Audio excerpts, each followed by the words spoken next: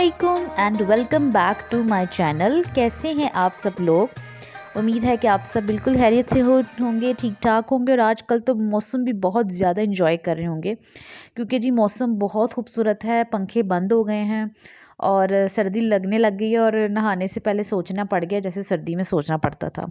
बस ये अल्लाह की कुदरत है और इस कुदरत के जो नज़ारे हैं यही मैं कर रही थी सुबह सुबह, तो मैंने आपके साथ भी जो है वो शेयर कर दिए। एक्चुअली ये मेरी अम्मी की को बहुत ज़्यादा शौक़ है प्लांटिंग का, पौधे लगाना, गार्डन सेट करते रहना घर में और हरियाली हरियाली। तो आजकल ना ये जो मौसम होता है ना, मार्च अप्रैल और मई, इसमें जो है ना खूब ज़्यादा से ज़्यादा अच्छे पौधे लगाने का मौसम है। और ये एक अच्छा मौसम है क्योंकि आपको पता है कि ये स्प्रिंग है, तो खूब पौधे लगाएं और उनको सारा साल की यही अच्छा टाइम है इनके उगाने का। तो ये हमारे घर का देसी पुदीना है, तो मुझे बड़ा अच्छा लग रहा था हरा हरा ये मौसम। सुबह सुबह बड़ा प्यारा था, रोज़ा रख के फजर की नमाज़ पढ़ी है, कुरान पाक पढ़ा है, तो इतना हसीन मौसम लग रहा था कि बाहर इतनी प्यारी हवा चल रही थी। और आपको पता है बारिशें भी वक्फन रुक रुक कर ठहर कर बारिशें हो रही हैं। तो बस मैं ऊपर गई हुई थी, तो मैं अम्मी के साथ, अम्मी अपनी जो है ना बड़ा टाइम देती हैं पौधों को, मिट्टी की गोडी करना और फिर उनका ख्याल रखना, गमलों को शिफ्ट करना। और कह रही थी कि पुदीना आजकल मौसम बड़ा अच्छा है, तो मैं पुदीने के मज़ीद जो है ना वो पौधे लगाना चाहती हूँ कि वो डबल ज़्यादा से ज़्यादा मैं बना लूँ गमले, ताकि घर में इतना खुला पुदीना। और आगे गर्मी आ रही, पुदीना जो है ना आपके स्टमक के लिए बड़ा अच्छा है, हेल्थ के लिए बड़ा अच्छा होता है, तो बड़ा अच्छा इस्तेमाल हो जाता है। तो अम्मी उसी की, जो मैं ऊपर छत पर आई तो देखा जनाब मेरी अम्मी जो है वो गोडी करके तो पत्ते लगा रही हैं खूब, तो पुदीने के मज़ीद पौधे लगा रही थी। तो बस मैं भी साथ अम्मी के देखने का मुझे शौक़ पड़ गया। ग्रीनरी किसको खैर बुरी लगती है, शौक़ बस लगाने का नहीं था, पौधे फूल तो सबको ही अच्छे लगते हैं। लेकिन जब इतना ज़्यादा पैशन अपनी अम्मी को देखना और फिर उनके साथ बैठ जाना, तो वो थोड़ा थोड़ा नॉलेज और शौक़ पड़ ही गया है कि आज मैं आपको इस काबिल हो गई हूँ बताने के कि जी मार्च अप्रैल और मई जो है ना वो गोल्डन चांस है पौधे लगाने का। तो बस अभी तो अम्मी खैर काफ़ी काम कर रही हैं इसके ऊपर, मतलब इस सेंस में काम के कुछ बढ़ा रही हैं।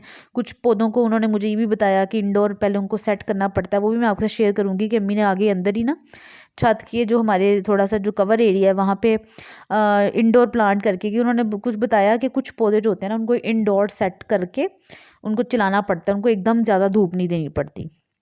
तो बस फिर वो सिस्टम है, कभी उनको अंदर तो कभी बाहर।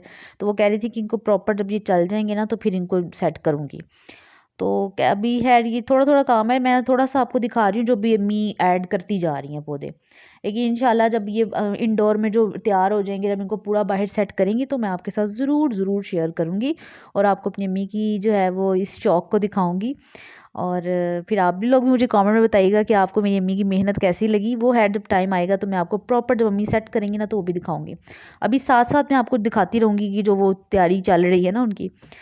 जी बस अम्मियाँ जो होती हैं ना उनके शौक़ यही आजकल, जब अब हम जब मैरिड हो जाते हैं ना, शादी हो जाएगी, और जिन जो लोग ऐसे हैं जो मेरा व्लॉग देख रहे हैं और उनकी शादी नहीं हुई है, तो आप अभी से ये ज़हन बनाकर ये मोहब्बतें जो हैं वो डाल लें, क्योंकि ये चीज़ आपको शादी होने के बाद पता चलेगी कि जो माँ होती है ना, अभी अगर आप किसी अर्ली एज में हैं और आपके पेरेंट्स की age does not matter, age matter नहीं करती है, ठीक है। जब माँ बन जाते हैं ना आप, या आपकी शादी हो जाती है, तो क्या उम्र, अगर आप, हमारा मुआशरा कुछ ऐसा है, अब हम जिस कल्चर का हिस्सा है ना, यहाँ पे 35 साल की अगर अनमैरिड है ना तो उसको हम लड़की कंसिडर करेंगे, और अगर 22 साल की लड़की मैरिड है तो हम उसे औरत कंसिडर करेंगे।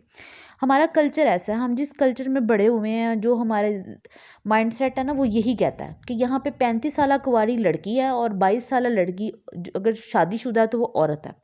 तो यहाँ पे तो एज डज़ नॉट मैटर।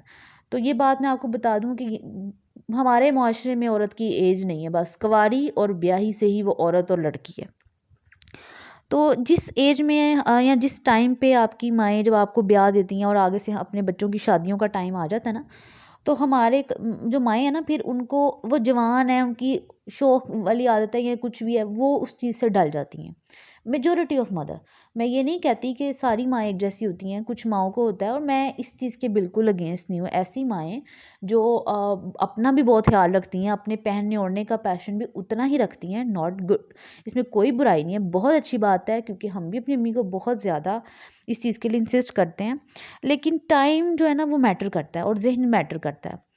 क्योंकि अगर मैं आपसे अपनी अम्मी की बात करूँ ना, तो मेरी अम्मी बहुत बहुत बहुत सादा हैं, शुरू से ही हाउस वाइफ रही हैं। और अल्लाह ताला इंसान को जो मेच्योरिटी, जो ख्वाहिशें मरती हैं ना, मेरी अम्मी एक बात कहा करती हैं कि ख्वाहिशें सब में होती हैं, वक्त और हालात के आगे कोई झुक जाता है और कोई वहीं रह जाता है। तो जो लोग झुकने का होता है वो अपना आप पहले छोड़ते हैं, और कोई लोग अपना आप नहीं छोड़ते, बस ये फ़र्क होता है। तो जब मेरे फादर की डेथ हुई थी ना, तो she was so young, so young.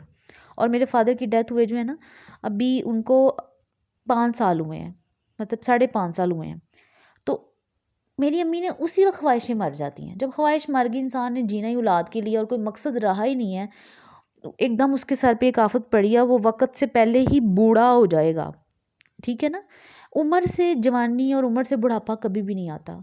मेरी लाइफ का ये एक बड़ा वर्स्ट एक्सपीरियंस रहा है कि इंसान के हालात, इंसान के सर्कमस्टांसिस ऑफ लाइफ, वो आपको मेच्योर बनाते हैं। मैंने बहुत बहुत ऐसे लोग देखे हैं, बिलीव मी, दे आर 50+, 60+, पर उनमें दनाई नहीं है, उनमें वो मेच्योरिटी लेवल नहीं है जो मैंने अपनी माँ को 45 की एज में ही देख लिया था। तो इससे मैंने ये सीख लिया है कि ज़िंदगी जो है ना, वो मेच्योरिटी का ताल्लुक उम्र से नहीं है, वो आपके लाइफ के सर्कमस्टांसिस हैं। अल्लाह ताला ने जब आपको सर्कमस्टांसिस में डाल दिया है, देन यू गेट मेच्योर्ड, बस ये बात है।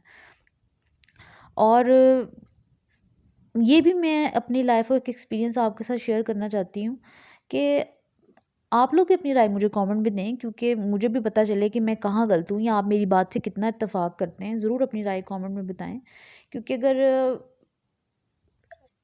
मैं आपसे अपनी बात शेयर कर रही हूँ या मैं आपसे अपनी कोई बात बिना मौजू के, देखें मैं कोई व्लॉग बनाती हूँ ना, तो सिर्फ अपनी चाहत और अपनी खुशी के लिए।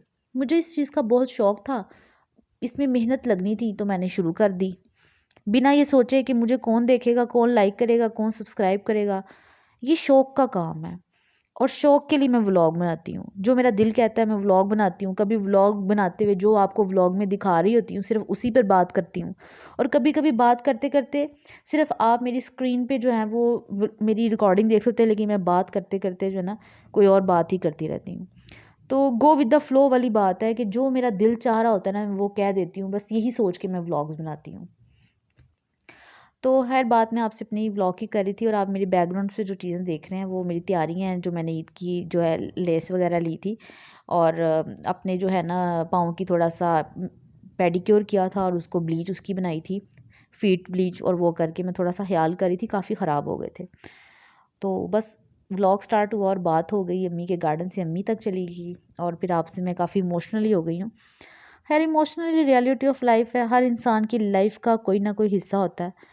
अगर मेरे पास, मुझे लगता है कि मेरे पास बहुत कुछ है अपने एक्सपीरियंस लाइफ के, तो मुझे लगता है कि मेरे देखने वालों के पास मुझसे भी ज़्यादा एक्सपीरियंस होंगे, बस उनके पास कहने की वो जगह नहीं है। मैं कहना चाहती थी, मैंने चैनल पे, अपने प्लेटफॉर्म पे, कोई देखे ना देखे, लेकिन मैंने अपनी बात कह दी।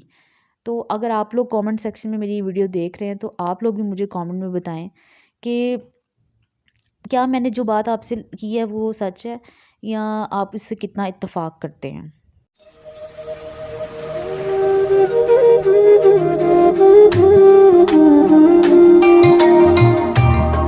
बस जी, इसी इसी एक मकसद के लिए जो है ना, हम सबको अपनी माँओं की ज़रूरत है, और वो है दुआओं की। तो वैसे ही अम्मी को नहीं पता था, मुझे अचानक अम्मी ऐसे बैठी हुई, तो अब अम्मी की आदत है कि जब वो नमाज़ पढ़ें और कभी हों, तो वो फिर वहीं जान नमाज़ पे बैठी रहती हैं, तो आकर रही थी, तो मुझे बड़ा अच्छा लगा, क्योंकि आपको भी पता है और मुझे भी पता है, ये बात पूछने की नहीं है और ना ही माँ के बताने की है। हम सबको पता है कि माँओं का अपनी औलाद के लिए दुआएं बनना है, और ये चीज़ शायद अब इस एज में आके, जब आप खुद माँ बनने या आपकी शादी हो जाती है और आप ज़िंदगी की हर्डल्स को जानते हैं ना, तो आपको तब रियलाइज़ होता है कि वो हो के एक औरत का, जब वो शादीशुदा होती है और माँ बन जाती है, तो उसका क्या मकसद रह जाता है, ये बात पूछने की नहीं है।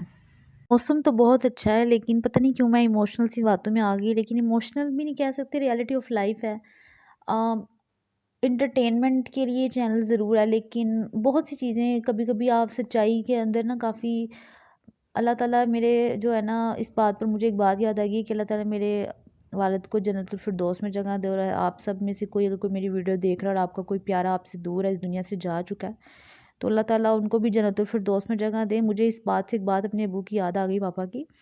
वो हमेशा मुझे एक बात कहा करते थे, पंजाबी में मैं बताती हूँ, जो वो जैसे कोड करते थे कि पुत्र, मौसम चंगा या भैड़ा नहीं होंदा, दिल दा हाल चंगा या भैड़ा होंदा है।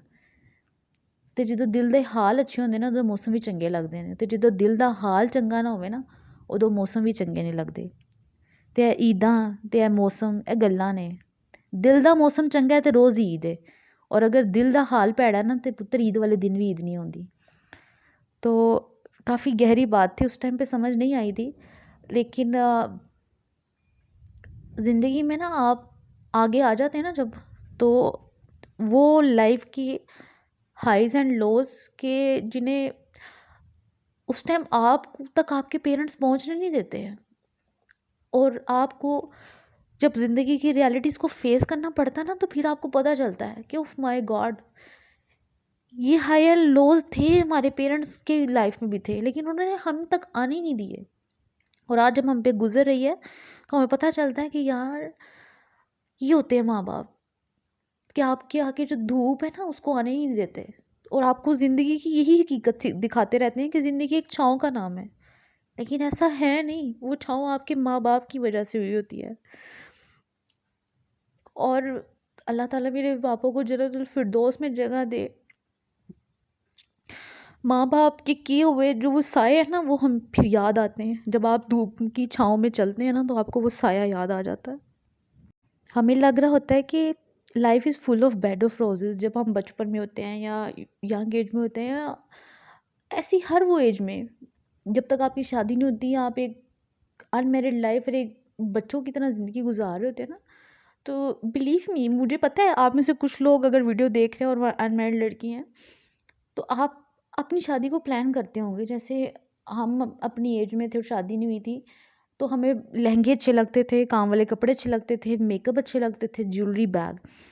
और मेरी मेरी नज़र में शादी की ये अट्रैक्शन थी, ठीक है। और लाइफ की रियलिटी जब आप देखते हैं ना, तो आपको पता चलता है कि नहीं, हकीकत में जिन चीज़ों को एक तरफ मैं जा रही थी, कपड़े, जूती या चीज़ें, पेरेंट्स ने ज़िंदगी दिखाई ही रोज़ेस की तरह हुई थी। तो हमें लगता था बस यही 4 बातें हैं, जबकि ज़िंदगी बहुत आगे की बातें। I am so sorry if I can't entertainment you today. और मैं आपको कोई इंटरटेनमेंट नहीं कर सकी आपके साथ, तो आई एम सो सॉरी कि मैं इमोशनल हो गई। अगर आपको मेरा चैनल सब्सक्राइब नहीं किया, तो सब्सक्राइब करें। मिलूंगी नेक्स्ट व्लॉग में। अल्लाह हाफिज़।